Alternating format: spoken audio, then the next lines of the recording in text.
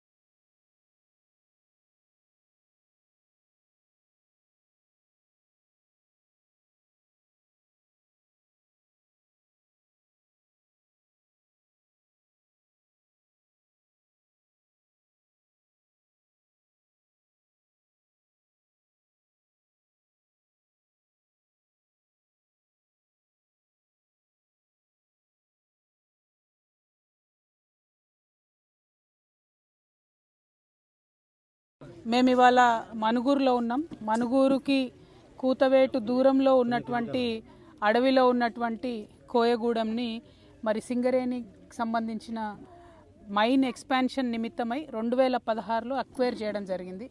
Acquire చేసిన తర్వాత అక్కడ ఉన్నటువంటి కంప్లీట్ గూడెం అంతా కూడా లేపేసి 1,60,000 రూపాయలు ఎమర్జెన్సీ మినిమం ప్యాకేజ్ కింద ఇచ్చి 72 కుటుంబాలను కూడా నిర్దాక్షిణ్యంగా రోడ్డు మీద పడేయడం జరిగింది.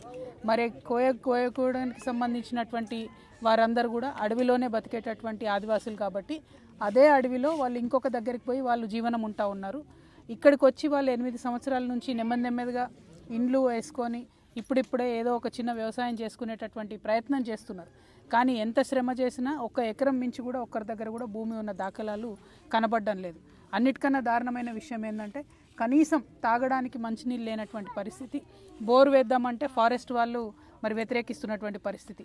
కనీసం మణుగూరు మున్సిపాలిటీ వాళ్ళు కానీ లేకపోతే సింగరేణి కంపెనీ వాళ్ళు కానీ తాగేటటువంటి నీళ్ళు ఇవ్వకుండా ఈ 72 కుటుంబాలను గత 8 సంవత్సరాలుగా చిత్రహింసలకు గురి చేస్తూ ఉన్నారు. ఇది చాలా తప్పు. ఇది మనం అన్యాయం చేయడానికి లేదు.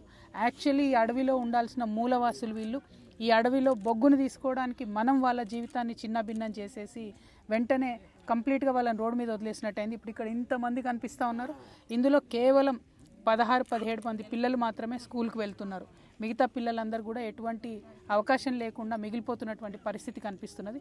చాలా దయనీయంగా వీళ్ళ పరిస్థితి ఉన్నది. కాబట్టి ఖచ్చితంగా సింగరేణి వాళ్ళు ఇంట్రెస్ట్ తీసుకొని R&R ప్యాకేజ్ ఇవ్వాలి. ఏదైతే 2013 చట్టం ప్రకారం రీహాబిలిటేషన్ కోసం ఇల్లు కట్టి ఇవ్వడమే కాకుండా వాళ్ళకు పోయినటువంటి ల్యాండ్కి కాంపన్సేషన్ ఇవ్వాలి. వాళ్ళ అడవిలో ఇప్పుడు చేసుకుంటున్నటువంటి ల్యాండ్ను కూడా మరి చేసుకునే హక్కును వాళ్ళకి కల్పించాలి. మరి ఏది చేయకుండా ఈ 72 కుటుంబాలను మీరు వదిలేస్తున్నారు రోడ్డు మీద అంటే అది కరెక్ట్ కాదు. ఇప్పుడు రాష్ట్రపతి ద్రౌపది ముర్ము గారు కూడా మన హైదరాబాద్లోనే ఉన్నారు. వారికి మేము విజ్ఞప్తి చేస్తూ ఉన్నాం. వారికి మేము ఆన్లైన్ ద్వారా ట్విట్టర్ ద్వారా కూడా విజ్ఞప్తి చేస్తాం. ఈ 72 కుటుంబాలకు సంబంధించి రాష్ట్ర ప్రభుత్వం ముందుకొచ్చి న్యాయం చేసిందా సరే, లేకపోతే గవర్నర్ గారి దగ్గరికి, అవసరమైతే రాష్ట్రపతి గారి దగ్గరికి కూడా వెళ్తాం. వారి హక్కులను కాపాడే ప్రయత్నం చేస్తాం. ఈ అడవి మీద మనకన్నా ఎక్కువ హక్కు వాళ్ళకే ఉంది.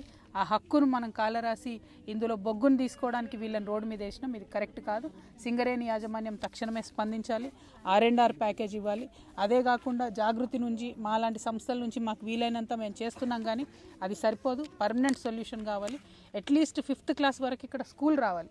ఆ స్కూల్ ఇదివరకు ఉండే తీసేసింది, ఇక్కడ ఉన్న గుడిసెలో నడిపేవాళ్ళు తీసేసింది. ఇట్లా చెప్పుకుంటూ పోతే ఒకటి చాలా బాధాకరమైన పరిస్థితి ఉన్నది. కానీ స్పందించాల్సిన అవసరం ఉంది. నేను సింగరేణి యాజమాన్యాన్ని, రాష్ట్ర ప్రభుత్వానికి ఒకటే హెచ్చరిక చేస్తా ఉన్నాం, మీరు ముందుకొచ్చి చేయండి. మీరు చేయకపోతే మేము రాష్ట్రపతి గారి దగ్గరకైనా పోతాము, వారికి కాంపన్సేషన్ ఇప్పించి ఈ ఊరిని కాపాడుకునే ప్రయత్నం చేస్తాం. Thank you.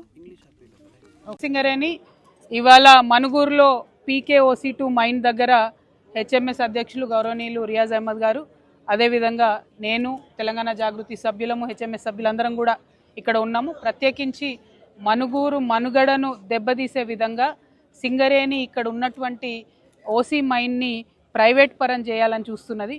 మనుగూరులో దాదాపు 75,000 నుంచి 80,000 మంది ప్రజలు జీవిస్తూ ఉన్నారు. ఈ OC మీద, సింగరేణి మీద ఆధారపడి జీవించేటటువంటి ప్రజానికం చాలా పెద్ద ఎత్తున ఉంటారు. ఒకవేళ మనుగూరులో ఉండేటటువంటి ఈ మైన్ను ప్రైవేట్ పరం చేస్తే అసలు మనుగూరు పట్టణం మనుగడనే లేకుండా పోతుంది. చాలా దారుణంగా, అమానవీయంగా ఇక్కడ CND గారు వచ్చి మరి మనుగూరు లైఫ్ ఇంకొక 3 ఏండ్లే ఉంది, 2030లో మొత్తం మైన్ క్లోజ్ చేస్తామని చెప్పి వెళ్ళడం జరిగింది. దానివల్ల మనుగూరు పట్టణంలో కూడా అనేకమైనటువంటి ఇబ్బందులు ప్రజలు ఎదుర్కొంటున్నటువంటి పరిస్థితి ఉంది. ఇంకొక పక్క భద్రాచలం థర్మల్ పవర్ స్టేషన్ అని పెట్టారు, దాని మీద 1000 మందికి ఎక్కువ జీవించేటటువంటి పరిస్థితి లేదు.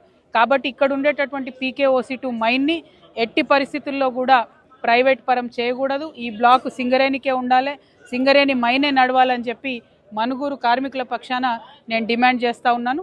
అదేవిధంగా సింగరేణిలో డిపెండెంట్ ఎంప్లాయ్మెంట్ కావచ్చు, మరి ఇన్కమ్ ట్యాక్స్ ఏదైతే జీతాల మీద, పర్క్స్ మీద ఇన్కమ్ ట్యాక్స్ వేస్తూ ఉన్నారో అవి కావచ్చు, ఇటువంటి అంశాలు, అలియాస్ నేమ్స్ అంశాల మీద తెలంగాణ జాగృతి HMS పోరాటం కొనసాగిస్తుంది. కార్మికుల పక్షాన నిలబడి ఉంటుందని చెప్పి మీకు మాట ఇస్తా ఉన్నాం. Thank you. జై తెలంగాణ.